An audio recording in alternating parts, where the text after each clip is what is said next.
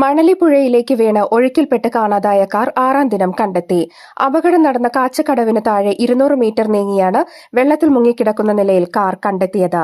തിങ്കളാഴ്ച വൈകിട്ട് 3:30-യോടെ നെന്മണിക്കര ഭാഗത്ത് ചൂണ്ടയിടുകയായിരുന്ന ബെന്നിയാണ് കാർ പുഴയിൽ മുങ്ങിക്കിടക്കുന്നത് ആദ്യം കണ്ടെത്തിയത്.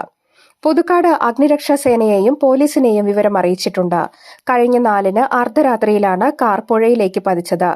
ചാവക്കാട് മന്ദലാംകുന്ന് സ്വദേശി സിനാൻ ഓടിച്ചിരുന്ന ഇലക്ട്രിക് കാറാണ് പുഴയിലേക്ക് മറിഞ്ഞത്. ആലുവയിലെ സ്വകാര്യ കോളേജിലെ LLB വിദ്യാർത്ഥിയായ സിനാൻ ആലുവയിലേക്ക് പോകും വഴിയാണ് അപകടമുണ്ടായത്. കാർ വളവുള്ള ഭാഗത്തുവെച്ച് നിയന്ത്രണം വിട്ട് പുഴയിലേക്ക് തെന്നി നീങ്ങുകയായിരുന്നു. സിനാൻ ഡോർ ഗ്ലാസിലൂടെ ചാടിയിറങ്ങി നീന്തി രക്ഷപ്പെട്ടെങ്കിലും കാർ ഒഴുക്കിൽപ്പെട്ട് കാണാതായി. തുടർന്ന് പുതുക്കാട് അഗ്നിരക്ഷാസേനയും സ്കൂബ ടീമും ചേർന്ന് കാറിനായി തിരച്ചിൽ നടത്തിയെങ്കിലും ശക്തമായ ഒഴുക്ക് പ്രതിസന്ധിയായിരുന്നു. പുഴയിലെ ജലനിരപ്പ് കുറഞ്ഞ ശേഷം കാറിനായി വീണ്ടും തെരച്ചിൽ നടത്താമെന്നായിരുന്നു അറിയിച്ചിരുന്നത്. ഇതിനിടയിലാണ് കാർ കണ്ടെത്തിയത്.